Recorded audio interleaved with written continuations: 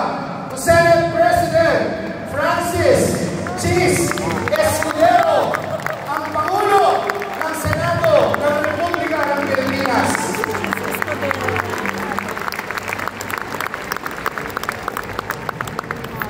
Si Chis Escudero. Sinit. Oo nga, si Chis Escudero. Walang mo. Magsibo mo kayo. Maraming salamat.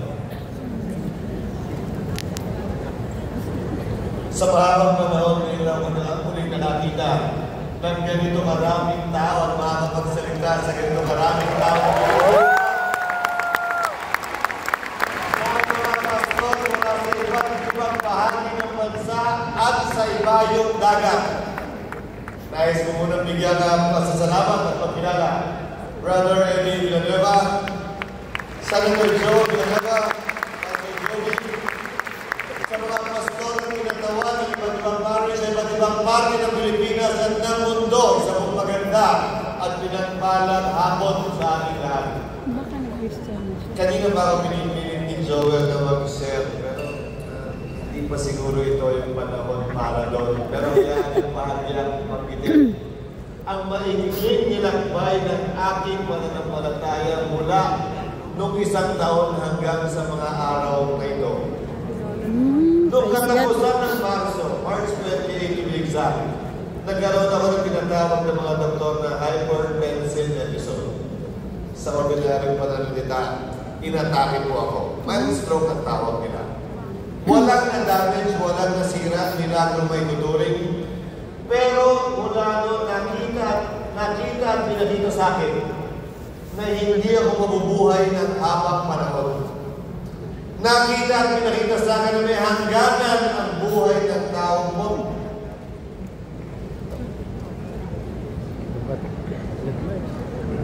Mike.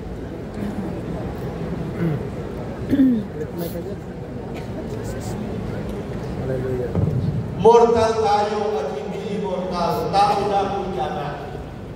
Mula nung araw na yon, inisip at sinabi ko sa sarili ko, tututukan ko na lamang ang aking pamilya. Gugugulan ko ng panahon at oras ang aking pamilya dahil baka tama nga. Hindi natin alam hanggang kailan nga ba tayo mananatiling sa mundong ibabaw na ito.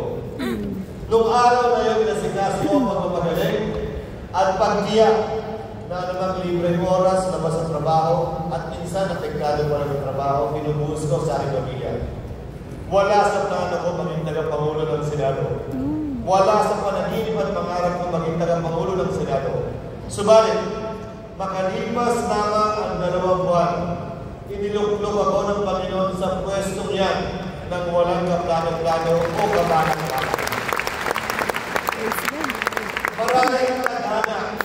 Klaro hindi ginusto dahil sino ba naman ang gusto maging tagapangulo ng Senado? Sa isang pinakamahirap na yugto sa kasaysayan ng ating bansa, lalo na sa Senado, ninyo po ngayon, kabilang aking kaibigan si Senator Joel Villanueva.